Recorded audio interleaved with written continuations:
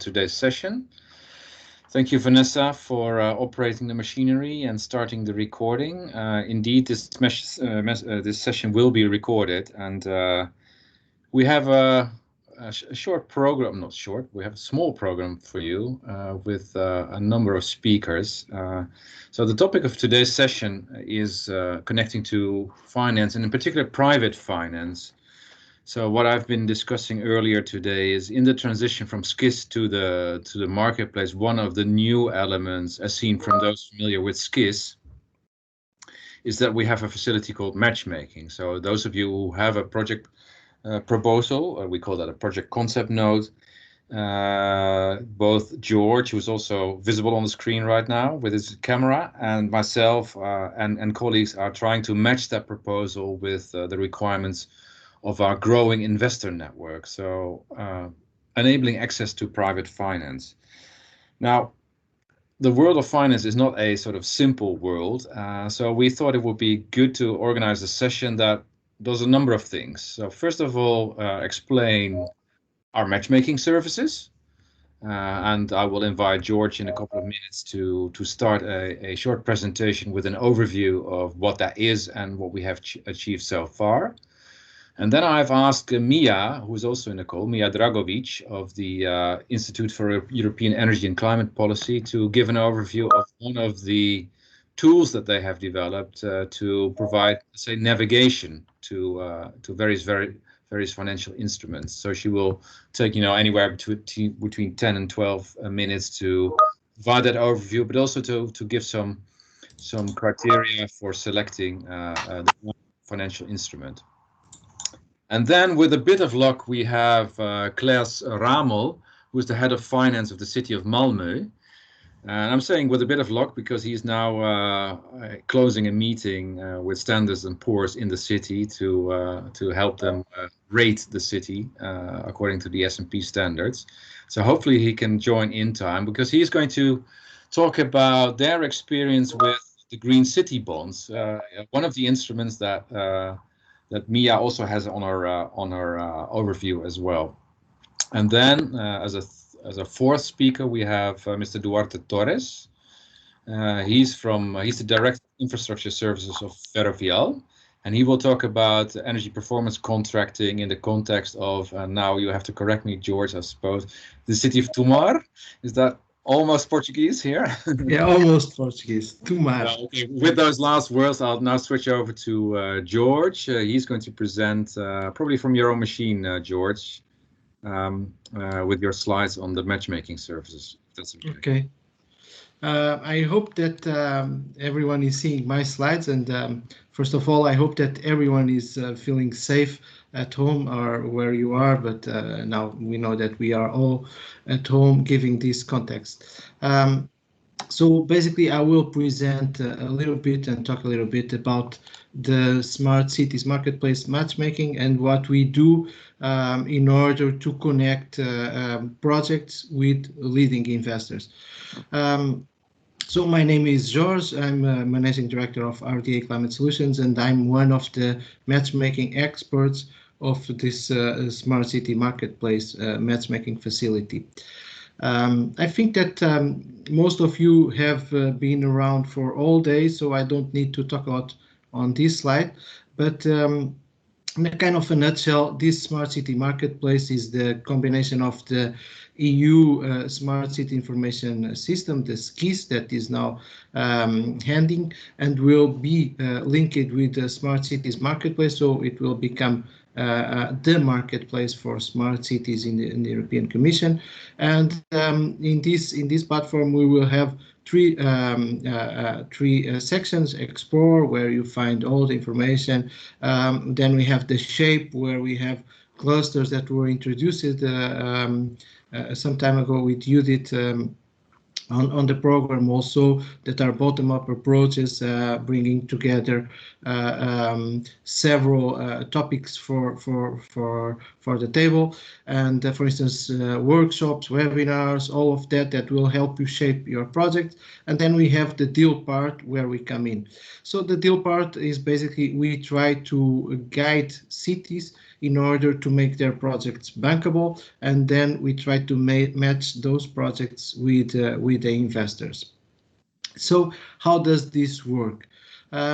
We have tried to make it quite simple in order to make it easier for cities that we know that sometimes do not have the time or even do not have the expertise inside. So for that, we created a project intake form. So it's basically an intake where you can you will get the presentation. You just click there on the link, or you go to our website and you will see there. There are two ways. You can send us in an email, for instance, and we'll send you a Word document that you can fill, or you can fill a Google form with all the information. So you just need to drop the information there about your project, your concept, all the details that you find relevant, and you can even add more information if you had links that are relevant, things that you feel that are relevant. You have to put yourself in the eyes of an investor that will look on the project. So you should provide all the relevant information here, and after that, we will revise the concept and see what is the maturity of the project, and give you some tips in an exchange, email exchange or a call if needed, some tips in order to improve your project. And this is to make the project more with a maturity, a higher maturity, more close to be bankable. We got a lot of projects, or the majority of projects that we get are at lower PMLs. That means that cities are coming to us when they have their concept, they have the potential identified. Sometimes they already know the scale, they know the investment, they have already defined some business models, and they contact us here. It's also very good to have projects at this early stage, because we can link them with the investors, and then investors can also shape a little bit the project to make sure that when you launch the tender, the public tender, for instance, you already fulfill the requirements that investors will need to see there. So basically, we will rate your project and help you to move step by step towards the bankability. And when we think that the project is ready to be presented to an investor, as I said, we will send that project to our pool of investors that fulfill that have on their requirements the same things that you have on your project. So there is a match there. You see, one of our events we already had this year in February, in-person event in Brussels. After that, given the situation, we have started to do it this online. So this I did not say that at the beginning, but this is an open call and a continuous call, so you can always submit your project anytime, and we will start from there helping you on the bankability of it. So we will link you with the investors. Here is the list of the investors that we have for now. This list is growing, so I can tell you that these are investors that look for different types of projects with different scales. So we have a kind of a very broad type of investors in our network. But I want to share with you also some lessons learned. From our experience, and we now got a lot of projects in our hands, we noticed that there is a need of building capacity among the project developers, municipal entities or city entities, and that is, in one hand, to define smart city strategies. Sometimes we see that there is no strategy. This project is ad hoc, so it doesn't feel it's not connected inside of the city. To define clear business models, and that's where we will have a presentation next to mine that will talk about the business models, and we'll touch this. So we are trying to do that also, and also to build these concept notes in a way that investors would like to see it. And for this, as I mentioned, we will have the next presentation on business models also, we would invite you all to register for our masterclass that we have prepared. The idea of this masterclass is to be very practical. So we will have cases that we will study during this masterclass, and we will basically during 2 days will help you build a roadmap, a smart city roadmap, or a specific project that you need support on it. So it will involve a lot of experts. It's a free event, so please register. The dates are not closed yet. We are waiting for more people to join, and then we will set up the dates and we will let you know everything on it. And now, Eelco, the floor is yours again. Please go ahead. Thank you, George, for that overview. And actually, you should know that we as matchmakers are already matchmaking during this event itself. So we have a parallel track where you can meet us if you have your project concept note. And I have sort of heard through the grapevine that we have been successful already today with some matches being made here. Okay, so the next presentation is by Mia Dragovic. I've asked her to prepare a short presentation with the title "How to Choose Innovative Financial Instruments for Sustainable Projects." Mia, I can see your face. Hi. Yes. Hello. Hi. Hi. And also, good news is that Claes Ramel has joined as well, so he's been able to meet with us as well. So that's great to hear. So everybody's here who's presenting. Great. So Mia, I want to invite you to present your let's call it a model, but also a bit of discussion around how to choose, because that's one of the main issues that we are seeing as well. How to choose which financial instrument.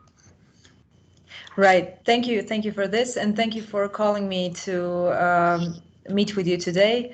The Smart Cities Marketplace and the EU Smart Cities Infosystem seem all like a great initiative that tried to do similar things as Prospect was trying to do, and that is make cities smarter, and especially through helping them how to invest in their sustainable projects. So in this, we are the same. Prospect is almost done. We have 2 weeks to go. So it was a 3.5-year project. So I owe it to Prospect to also give you a bit of information about it and different results that I think everybody who is here today can use. So yes, one thing that we will cover is the matrix. And if you remember only one thing from today, please remember the website and this matrix. But I will mention a few more results and give a bit of background how we got to it, so that those that are more developed with their projects can also learn from this. So as I told you, Prospect is nearing its end. We had great partners, 9 partners, from which 3 large networks, Federal and Eurocities, Energy Cities. So they helped us reach a lot of cities through Europe. And we had 2 coordinators. One is IEECP, my institute, and the other was Institute for Housing and Urban Development Studies. So what was it all about? Basically, in short, we had what was back then physical meetings, something what we all yearn for now. So we started with physical meetings, ended with online meetings, but it both went well. It was meeting up. The main thing was meeting up where one mentee and one mentor, which are all cities or regions, meet up and learn from each other. So we didn't have mentors on board. What we did is we made calls for mentors that want to take part in the program, which we believe was a great thing, because successful cities, probably many cities that are already part of your information system and your network, came to us and said, we want to help and we want other cities to learn from us. In this way, those mentors learned too, and it also gave them some prominence, and they were able to develop their projects even further. So in step 3, they met up, and in all of this process, we tried to develop additional documentation that can help them in choosing their innovative financing instruments and in overcoming other hurdles they might have along the way. How we went about dividing the program is not per innovative financing instrument, but per module. So we said that because we thought what we saw in the beginning is that many cities just simply don't know what opportunities there are out there. especially not innovative opportunities. So when we would ask them to just choose the innovative financing instrument, most of them would choose EPC.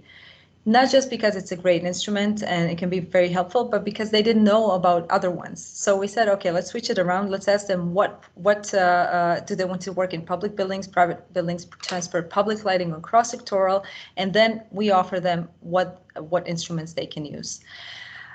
In the end, we finished with over 200 cities or regions or their energy agencies joining our program in one way or the other. We had 50 learning groups through 4 learning cycles, and you can find it all on our website. I saw we have similar maps that display our cities who mentor both mentor and mentees, and it's really easy to research. So if you already know what project you're working on, visit the website, find similar cities that are working on the same thing, and you can connect with them and learn from them. So here is the map and what it looks like. So basically, as mentioned today, we will cover 2 basic questions: why innovative financing, and what are the main innovative financing schemes for SecOps or sustainable projects, and how can we differentiate them, and how can we choose the best for our city or region. So I'm sure you already mentioned this today. I'm sorry that I just joined now, but it's good to repeat why we chose innovative financing. So here we see one sentence describing innovative financing instruments. So it says it's a non-traditional way of raising funds and facilitating sustainable energy and climate investments by mixing different sources. But what it doesn't say here is the main reason behind why we chose it, and that is something we already heard Jorge mention: the lack of capital in cities and the lack of people to work on projects. This always seems to be the problem, and even if there are people available, what we found, they usually don't have the time to work on investigating new opportunities. So they're already doing something that they're late on, so they don't have this capacity to know how to choose the best project and the best innovative financing instrument. Especially on the technical side, as we all know, if we take a private party, they will most likely know better where to invest and how to make the best possible returns on a project in a city or a region. So this technical capacity and innovative capacity that we get from a third party joining the project is exactly why we think innovative financing is great. It ends up in a partnership that just gives a much better project. When we started this, it was interesting to see, so these are old results from 2017, but there's a reason why we're showing it, because in the end, we came to the same conclusion in the end of the project. So there's always this, as I said, lack of technical experience and limited financial resources. But there's one good thing. When we started this, in this research, when we started the project, grants, national and regional EU instruments were the most used instruments. So 87% of cities said they use grants and they prefer grants. This is simply because they maybe didn't know of other instruments that exist out there. Today, the situation has changed, but there's still a lot of improvement for growth.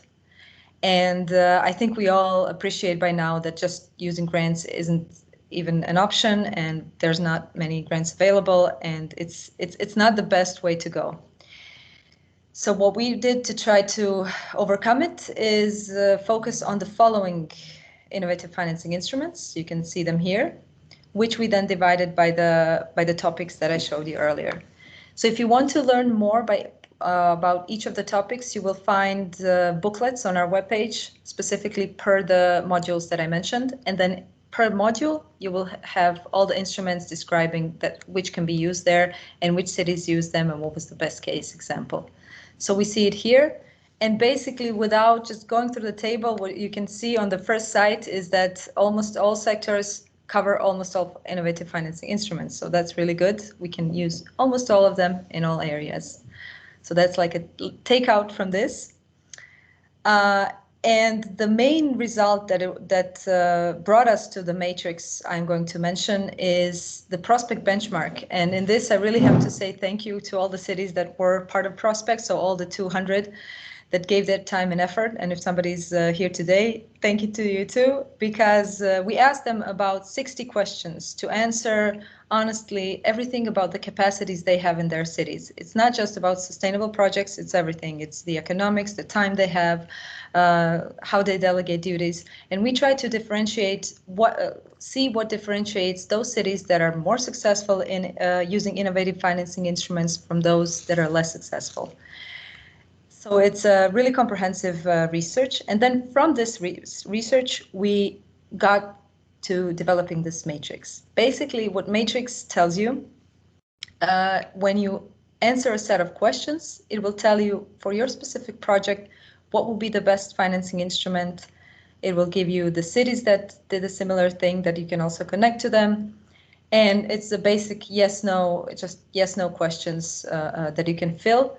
I think it takes about 15 minutes.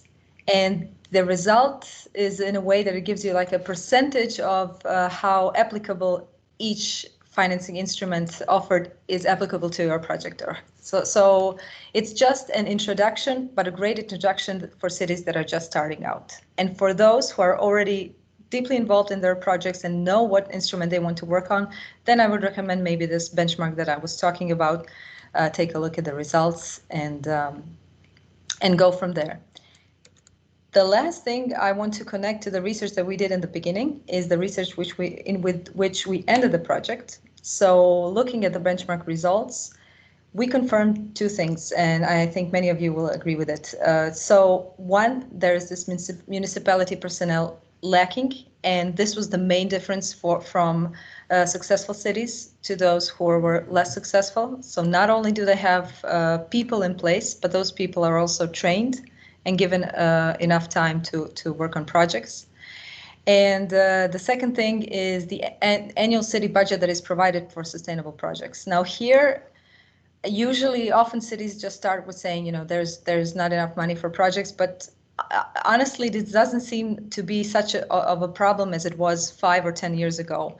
More and more, there is budget available, but we just don't know how to use it the best.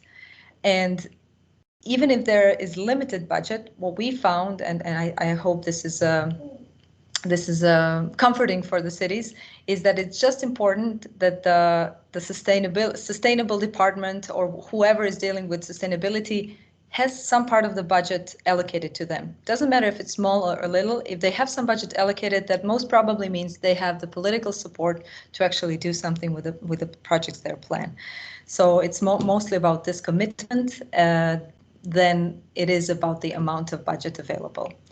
So of course, as we are all trying to fill these capacities, it's often not the case, and it maybe shouldn't be the case, that cities have all the technical capacities available in-house. This is exactly the reason why we develop projects like Prospect and like the Smart Cities Marketplace and similar initiatives that help overcome these hurdles. If you're interested, this is just one part of the research we did. It was published 3 weeks ago by UPRC, a university in Greece, and me. And if you want to learn more, it's available free in the Sustainability Journal. And at the end, I showed you where to find the matrix. I will just give you 3 more links in case you're interested in other parts of Prospect.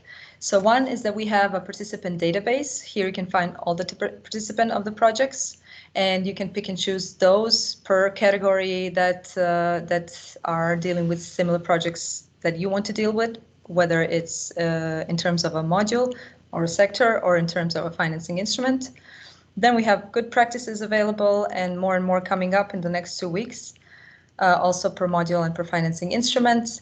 And then specifically, we have a site for mentors. So we're really fortunate. We had great mentors on board. And if you want to connect to those cities or check out what they did, you can also find it there. So this was really short for me, and I hope we'll discuss more in the matchmaking session or later on in the panel. Thank you. Thank you, Mia. That was great. It's, some very relevant resources that you presented there for our audience, not only in this call, but in generally for the whole marketplace. Because I do think this fills a gap, as shown by the Governor of Mayor survey 2017, and as let's say confirmed again by your later research as well. maybe you have some time for questions. So if you have a question, just raise your hand, and Mia will be with us to answer that question. It's just take a few seconds. If you have a direct question for Mia, just following this presentation, just shout out. We're here to discuss.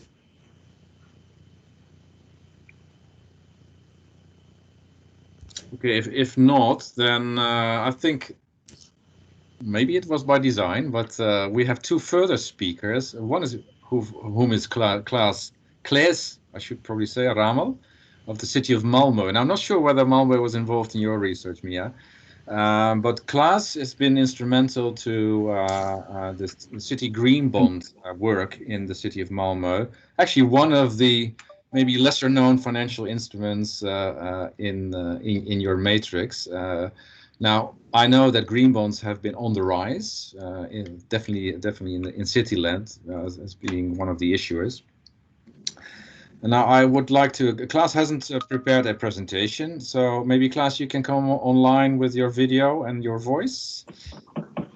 Yes, I think I did try here. I don't know if you can hear or see me, but I can definitely hear you.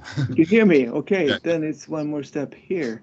Now I should be available. There you are. Fantastic. Great. Yeah. Yes.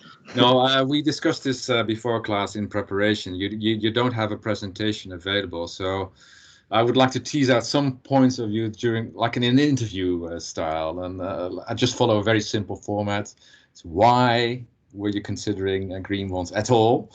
How did you go about? What issues were you facing, and what would be the recommendations for cities, maybe in the same group as you would be as Malmö?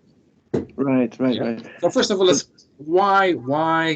why did you set out to do this as head of finance of the city of Malmö and team? Thanks, Eelco. I hope you can hear me here loud and clear. But basically, my background, of course, is in finance. So I don't have the deep knowledge of environmental and climate effects and so on. But we do cooperate, of course, within the city of Malmö with other departments that have, so we have the expertise in-house. And to be perfectly honest here, we did not take this initiative on the side of the civil servants, but this was rather a project that our politicians in the city asked for. So I joined the city in 2016, and the decision was taken then. So at that stage, other Swedish cities had a few of them. There are about almost 300 municipalities in Sweden, and 10 of those had their own green bond programs. So we could see others and learn from what they were doing.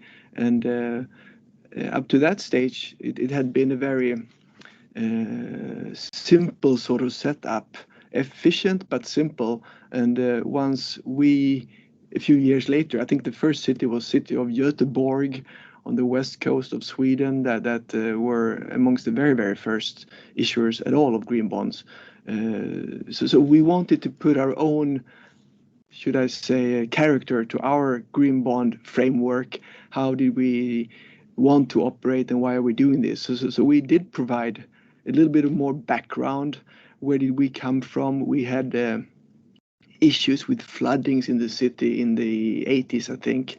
And so we had work that we had done back then that we could draw upon. We also had, aside from the environmental and climate side, we had social, we had a social commission, because the city, we are about 330,000 inhabitants in city of Malmö, and we do have some areas that are partly challenging. I wouldn't expect that you all know much about Malmö. I don't know much about cities outside of where I live. So basically, we are the third largest city in Sweden, third to Stockholm and Göteborg. And so we are one of the bigger ones in Sweden, and with some issues. We have had a lot of migrations and immigrants coming here, in particular in 2015. They pretty much all landed in Malmö, which is in the southern westernmost corner next to Denmark and Copenhagen. So we did have a social commission actually established in 2013 and 14, and so we have both proactively and also reactively, I guess, worked on environmental issues and social issues. So establishing this green bond program was rather natural. I think the politicians wanted this to come about. And when it comes to green bonds, at least for us in Sweden, it's relative to the investments that the city makes. It has nothing to do with a regular budget and tax financing and so on. We can only borrow money as a Swedish municipality for investments.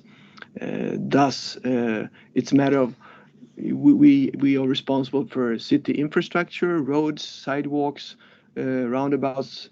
We do build schools to large amounts. The city has grown a lot, so very many schools, and those are expensive to build. We have water and sewage investments. Those are the primary, well, and housing, of course, too. We fund housing to a large extent through our subsidiary. That's a 100% held subsidiary that provides for the housing. So that's what we basically fund from the start, and politicians wanted to help us get a better environmental profile, I guess, on the city, and this was one part of this. So there's sometimes in the capital markets where I operate, financial markets, a discussion if this is sort of a greenwash. Do we do things differently? And to be perfectly honest here, we do have very high ambitions and regulations that we follow, and so we don't do things much differently to meet the criteria for, say, energy efficiency or climate adaptation, or we have a different parameters upon which investments can be classified. So this framework specifies to us what we classify as a green investment or not. And so it doesn't really make the city much greener, but it does bring other benefits. And so to me, it's far from greenwashing. We just want to have a greater transparency. And this also gives us a new knowledge about the city overall footprint when it comes to climate and environmental issues, because now we include the subsidiaries, those that build the houses. We have the school buildings and so on. So we have a yearly report that we publish to our investors, saying these are the effects of our investments on the environment, and we didn't have this before. So that's an added value.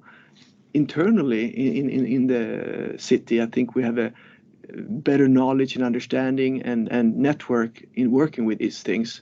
And we also now have a mandate to set up social bonds.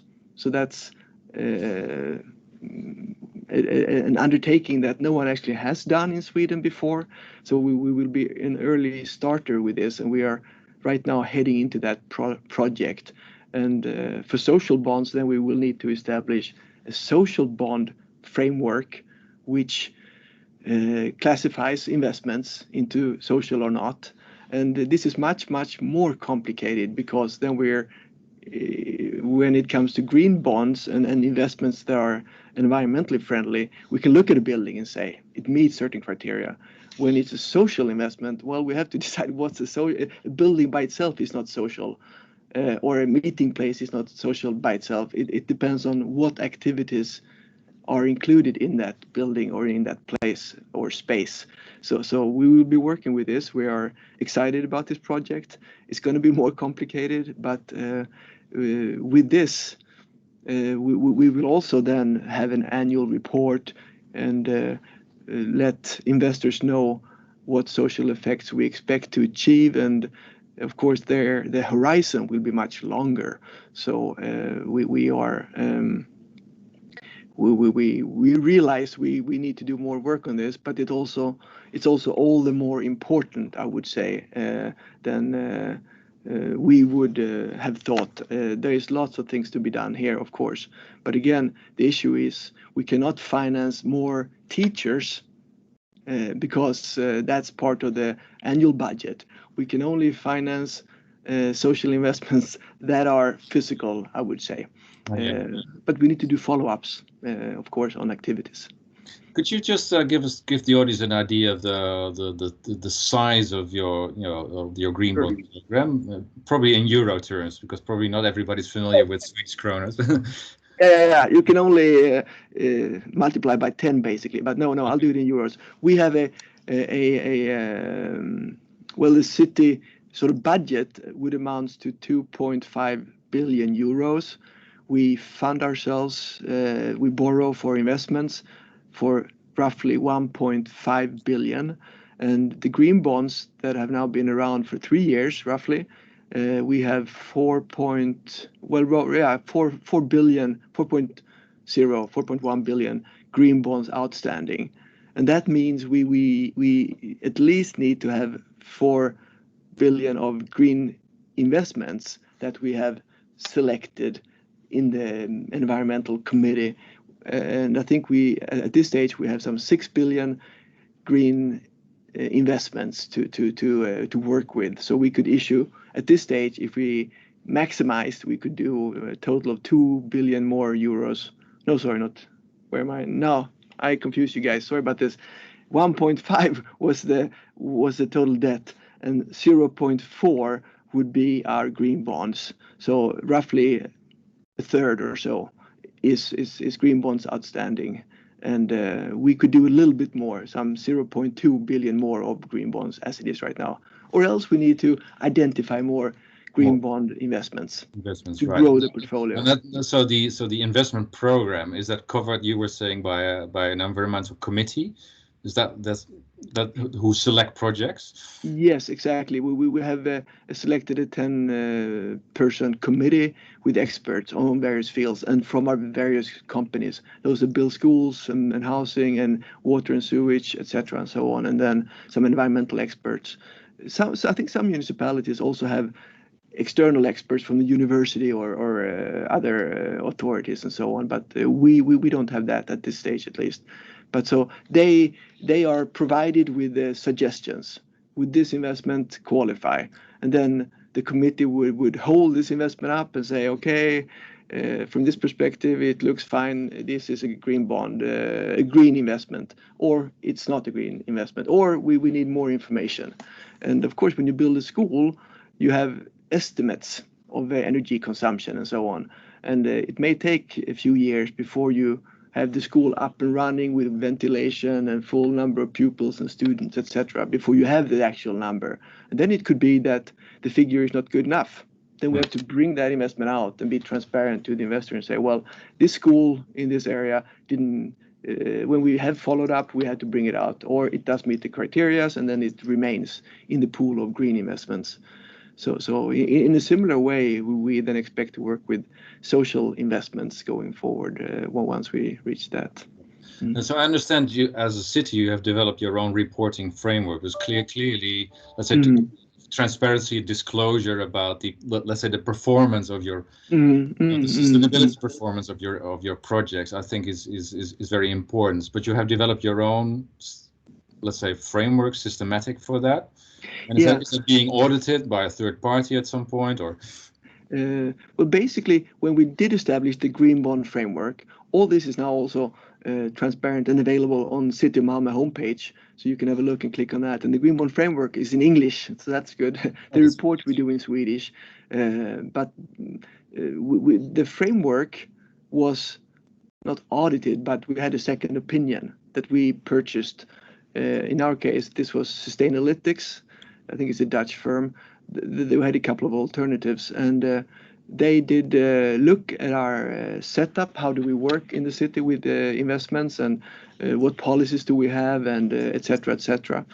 So they had a comment, and that second opinion is available and reflects that we do follow what's called the green bond principles.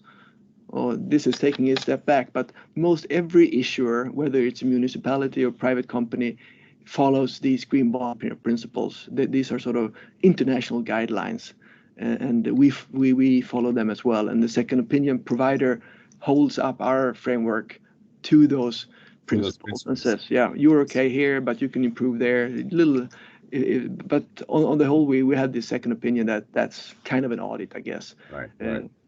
Yeah, it's just also in the interest of time. This is such a fascinating topic, and also I think very promising for those cities who are on their sustainability journey or on their climate neutrality journey or smartness journey, whatever we call it. And I like your thinking around, let's say, social bonds, which takes things to another level even.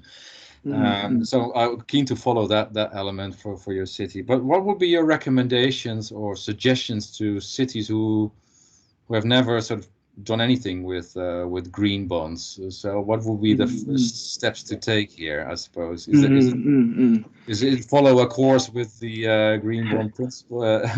Yeah, no, I think, I mean, for us, it's also, we are being pitched from banks to do certain things. And sustainable finance is an extremely growing area in all in Europe and internationally. So I think I've been in the financial markets for some 25 years, and up till the last 5 years, I think any borrower globally didn't have to report on anything about how they used their money. But since social finance, the transparency requirements, investors need to know, because they in turn need to make their reports. What effects did our money have?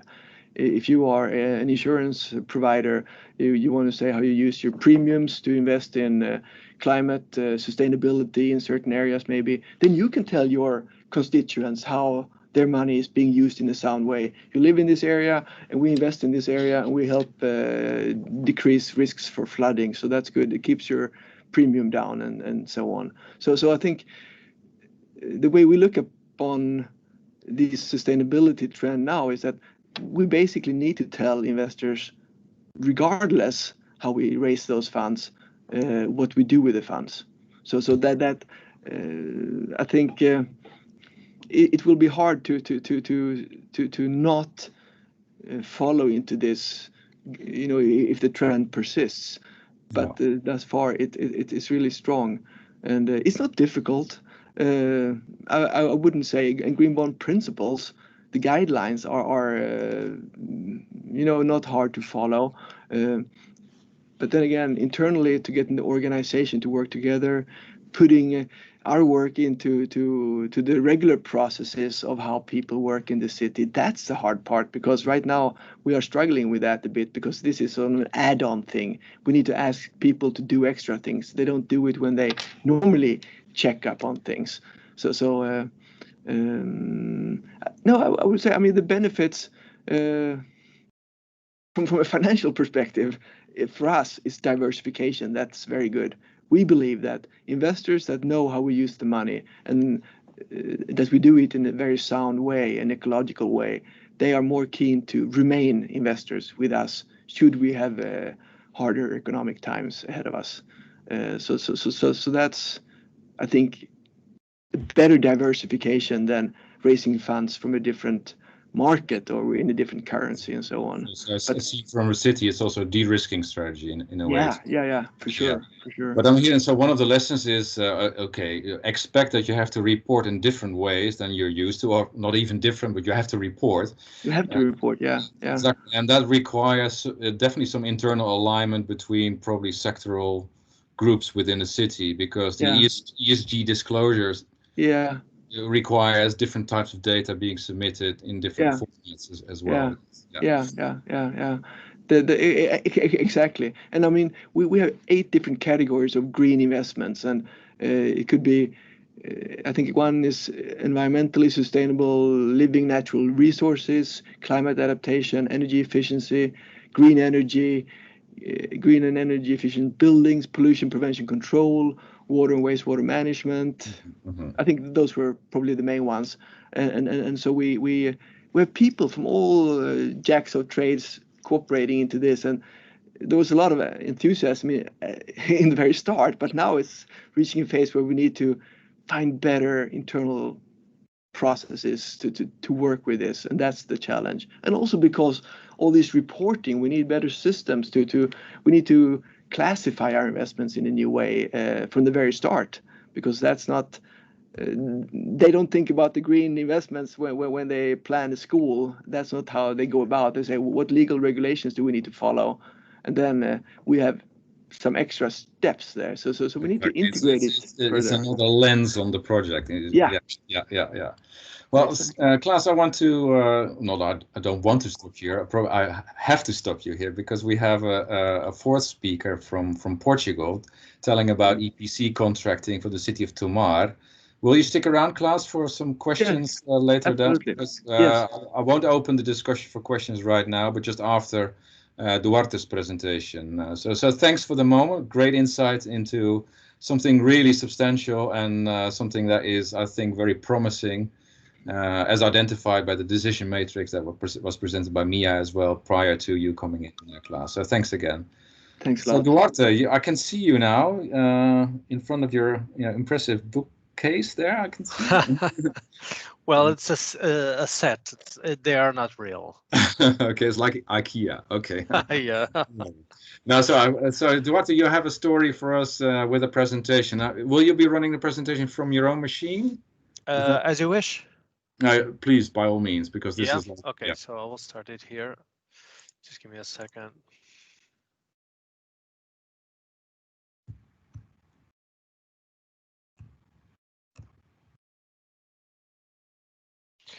Okay, so I suppose you are already seeing it? Yes, I can see it clearly. Yeah. Okay, perfect. So good afternoon, everybody. I hope you are feeling well with all this COVID situation going on. I would like to talk to you about a project that we hold dear, which is the Smart City project of Tomar, or as the mayor of the city calls it, the Smart Human City project of Tomar, and I will explain the human part later. For those of you who are not familiar with Tomar, Tomar is a city located in the center of Portugal, around 150 kilometers north of the capital Lisbon, or 200 from Porto in the north, covering an area of around 350 square kilometers and a population of around 40,000 inhabitants. As for European standards, it is a relatively small city, but in the context of Portugal, it's a medium-sized city here.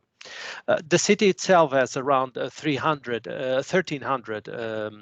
streetlights, which amounts to a total yearly consumption of around 5.4 million kilowatts per hour. The city of Tomar had a problem or a challenge. And the challenge was this. To start, their public lighting system was still conventional, so no LED installed. And that could provide for significant savings for the municipality if they replaced it all with LED. And on the other hand, they knew they wanted to move on from the traditional management system, everything organized in silos, to a system that would allow them to have a smart management system capable of integrating not only the different departments of the city, but also they were thinking about opening the infrastructure of the city to its citizens or to the companies that were based in the city. And so they started thinking about a communication network that the citizens would be able to use, or the companies were thinking about IoT, and they ended up thinking about the LoRaWAN network that as a solution they would like to have installed in the city. So on one side, they had the potential for savings. On the other side, they had objectives in terms of future management of the city. And they also were aware that the city is only as good as the citizens think of it. So they wanted to open up to the citizens, and that's the human part of the project that the mayor of Tomar tried to assemble. So thinking about what they had and where they wanted to go, they decided to launch a public procurement tender in which the savings coming from the public lighting system would be used to finance the systems, the solutions that they wanted to implement, that they wanted to have. And so the public tender that they launched required the 100% replacement of the public lighting system with LED, a remote management system for the street lights, so that they were able to manage the lighting system, the intensity, if they wanted it to function at 100% or maybe lower the level of the light, and also to install a LoRa One network that would be able to cover the entire municipality, a smart management system to integrate not only this, but also future verticals that the city decided to implement. And also, they did not want to scale it, but they wanted to test some systems. And so they decided also to integrate in this public procurement system or process 4 pilots. One, to monitor early floods, because they have a river that crosses the city center. And also to monitor the quality of the water of the river.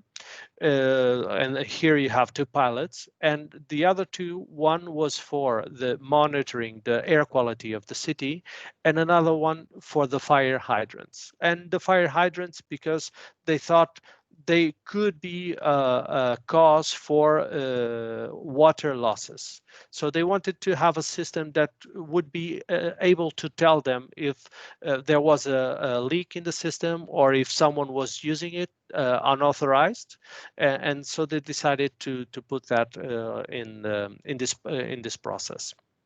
They required for the whole thing to be implemented within 8 months, and they also established a time frame for the contract to last. So they thought that based on what they wanted and the capex requirements, that under 12 years duration would probably not be a viable solution, and they did not want it for the contract to last more than 16 years. So they established this contract duration threshold. Also, they established that any solution would have to allow for a minimum 60% saving in total energy consumption regarding the public light system, of course. And they also wanted that some of the project to revert to them. So they said, okay, with this project, at least 10 of the savings have to 10% of the total savings have to revert for the municipality. So when the public procurement process was launched, all of this was packaged under the basic requirement of the municipality could not have to invest. So they would pay throughout the contract, but not a single euro with the installation of the whole system. When this was launched, this was the first smart cities project in Portugal. It was the first time a municipality created a package in which they were aiming for savings, for energy savings, but also to transform the infrastructure of the city and give the city itself a management system that very few have. So this is qualified, as stated here, as the first smart cities project in Portugal. At the end, our company's offer, Ferrovial's offer, was the preferred bidder. And here you can see how it relates with the requirements of the public procurement process. Of course, everything mandatory we had to comply. And the only variables that we could change was the implementation period. We committed to 8 months, but we installed it in 6. We aimed for a maximum duration for the contract. So here you have the 16 years. That was our offer. Instead of the 60% energy savings, we are able to present almost 80% energy savings, 76.66% to be exact. And the shared savings, we were able to go above the minimum requirement of the city, and we gave them 12% of this 76%. 50% shared savings. And of course, being mandatory requirement, we also guarantee that there would be no capex from the city, and the whole investment would be supported by our company. I think it is important to give you an overview of the entire process. Of course, we don't know how much time it took for the city to launch the public procurement process itself. We know it was launched in January 2019, but in conversations with them, we know that this took about 1 year for them to mature and to be able to put it to tender. From this moment, it was a relatively quick process comparing to Portuguese standards, and you can compare with each of your countries' usual timeline. So it took around 2 months for offers to be submitted, 2 months for the municipality to decide on the preferred bidder, and from this moment to September of 2019, practically 4 months, or the same period that it took from the launch of the public tender to the award decision. We basically had to wait from the visa of the I don't know how to translate it to English, but it's basically a superior instance that goes through public contracts and see if they make financial sense, and if the numbers add up and everything is okay, to give it the stamp of approval so that the municipality can move on with implementation.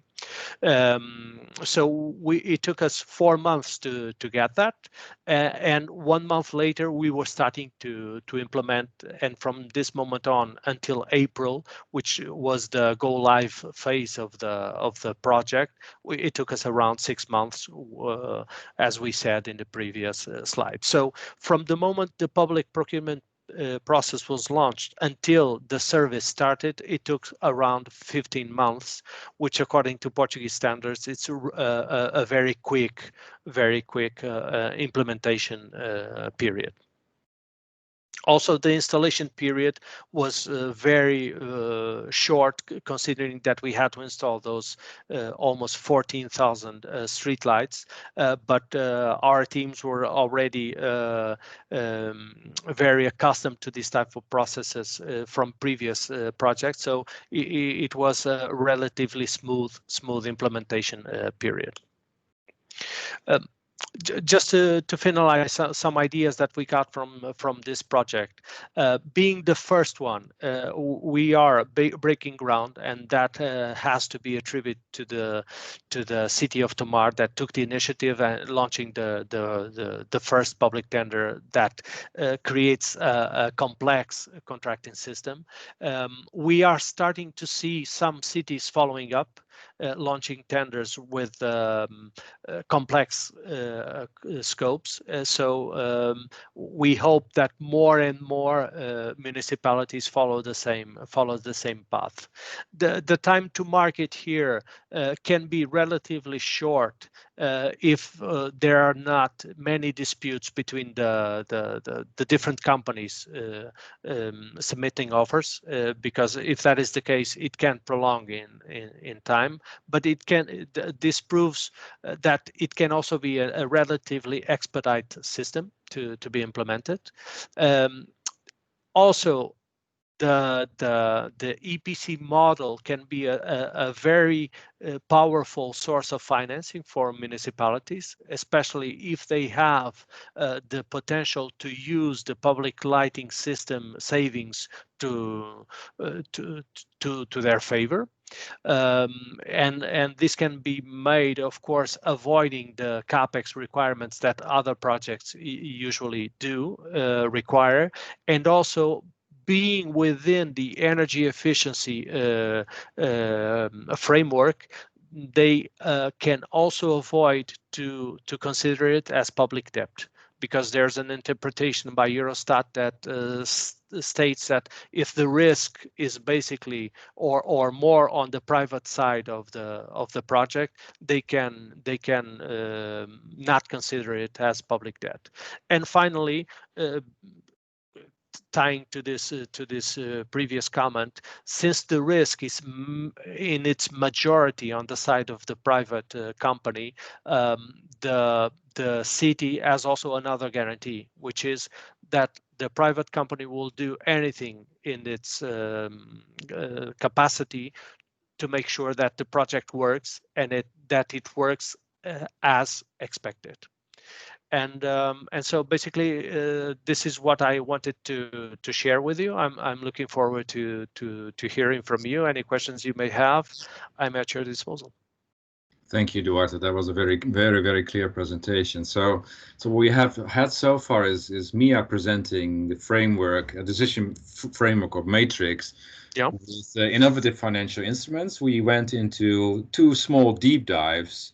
Actually 3,000 kilometers apart. I was just looking on Google Maps, so you have Malmö and Tomar. That's actually 3,000 kilometers between them.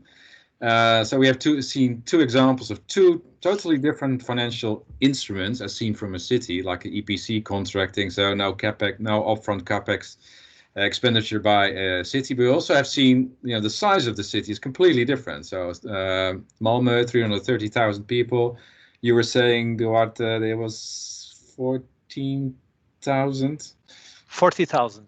Yes, exactly. So that goes to show that you don't have to rely on subsidies to get something done in your city. So even if you're small, you can get to a certain level of maturity of smartness, a certain level of maturity in terms of sustainability. So you don't have to issue a green bond of the size that Claes was talking about. You can, even as a smaller town, if I may say, deliver something really, really impactful for your citizens in terms of sustainability, improve livability of the town itself. Absolutely. Now, I want to open the conversation for questions. So if anybody has a question, I can already see in the chat that there is one. So please type in the chat or raise your hand if you want to be live on the show, so to say. But the first question I see here is from Han van der Vivere. That's probably a question for Mia. Can you just transfer the matrix you presented, Mia, to a city and then advise to read it and use it straightforwardly, or do you think that anything further and above that is required? Maybe Mia. Let's see if I understand this correctly. So yes, it is indeed for a city. We took all aspects of local authorities into account, and I believe it's a great first step. But after it shows you the different, first of all, it will show you not only one, but all the instruments you can use for the project you chose. So you can also look at it that way. It will give you a plethora of instruments to choose from, and it'll give you some guidance to what can be easier to use. But this is just the first step. From then on, I don't think this is the only thing you need to do and then say, okay, this is the instrument and that's it. But maybe take the first 2, 3 from the list. Check out other cities who have done similar things, see what they struggled with and what they found as an advantage. And from there, you can make a smarter decision to what instruments to choose. So I hope this answers the question. If not, please ask another one and I will answer. No, thank you very much. That was what I wanted to know. Okay.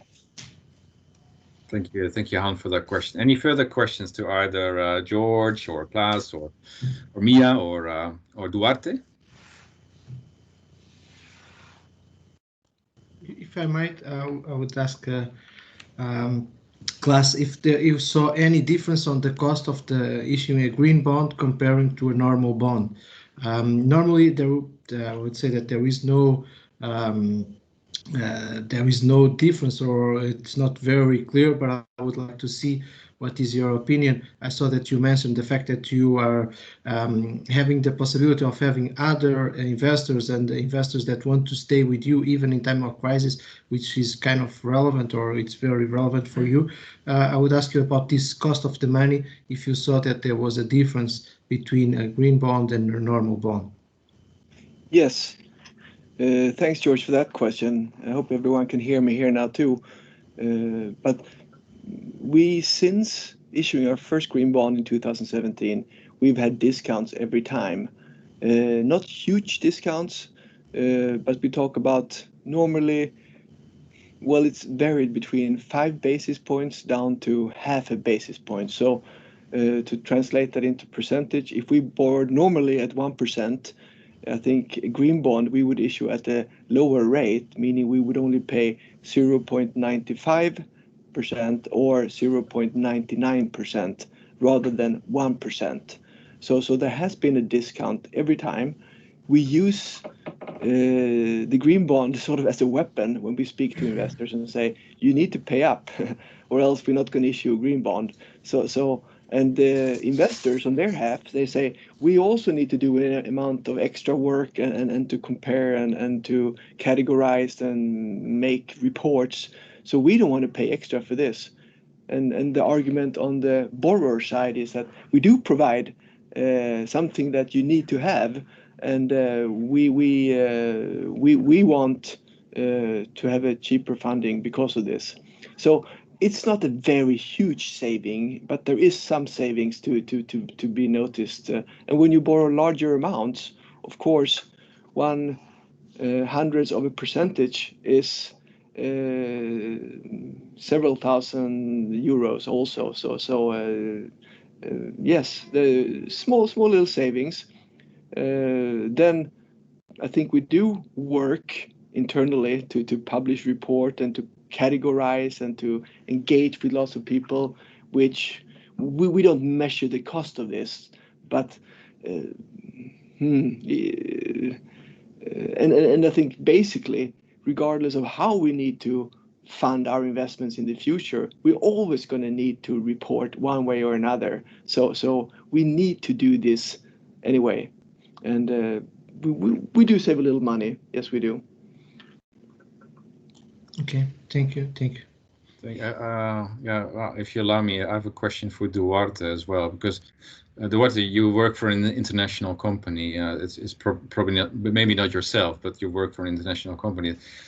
How do you see the market for these EPC contracts being sort of put out to tender from cities? Is that a growing market for you, or for your sector? Yeah, I can speak mainly about Portugal and Spain because it's a reality I'm more familiar with. We do see that trend, especially in a time where public budgets are facing greater constraints. So it would be an opportunity for them to use more than they have been using now. Of course, when you consider that for some types of services there are European grants available, in those cases they will always favor the European grants. It's what I believe Mia was talking in her presentation, so we also see that the European Union will probably introduce bigger limitations to the use of grants where private financing is available. So in the public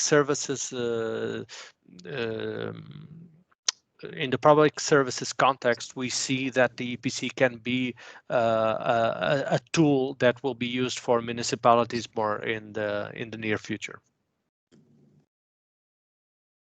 Right, Claes, is EPC being used in Malmö as well, or do you have insight into that?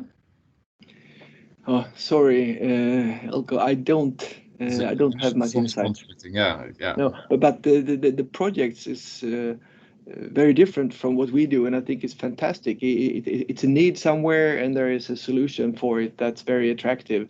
And if I don't know about the lightings in city of Malmö, but possibly if we could think like Duarte, then we could identify investments in our way, in a similar way, saying that we save energy, etc. So it's useful for us to hear about this as well. Yeah, if you allow me, I was talking, the project of Tomar is based on the public lighting system, but you can also base that on public buildings, because cities are usually very big consumptions of consumers of energy. So if you look at the public buildings, especially in the north, where you have not only where you have energy requirements coming not only from light but also from heating and from cooling, there you can combine solutions that will allow you to be more effective, renew your infrastructure, and not invest €1 in the change, because you will probably find a private company willing to do that in exchange for a long-term contract that will allow them to recover the investment, of course. Exactly. Exactly. Yeah. I would need to discuss with my colleagues who work with these issues. So my next thing will be to contact them and show them your presentation, if I may. By all means. I can see a question from Angelo Giordano, probably related to your last remark, Duarte. It's actually, do you think EPC scheme only fits public lighting intervention? You were just saying it goes beyond public street lighting. It goes into buildings and can extend out to heat and cooling requirements as well. Of course, of course. The basic requirement is you need to have a big consumption of energy, because you may have installations that consume a lot of energy when operating, but they only operate 1 day or 2 days per month or per year or per semester. In those cases, maybe the investment will not make financial sense. So it will make more sense to let the solution go to the term of its useful life, and then when you have to replace it, you replace it with a more efficient one. But if you have buildings, theaters, sporting how to say it, facilities with pools, with tennis courts, something that's intensive use and that consumes a lot of energy, you can probably find a solution based on EPC contracting. Oh, that's very clear. It's also very clear what an investor is looking for, like an investor like yourself, with the investor with a solution and with a sort of certain payback time.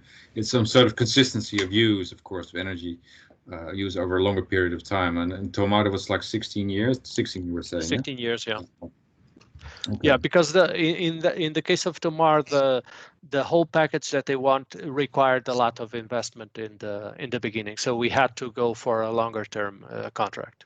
Okay, that's very clear. I can see Mia. Are you raising your hand? Is that?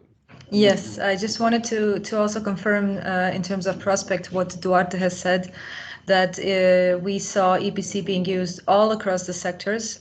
And once again, just to remind us also, yes, we mentioned if there are grants available, Duarte, I think it was you who rightly said people will most likely go for grants just because they're easier in the beginning, but that doesn't mean they're the best solution.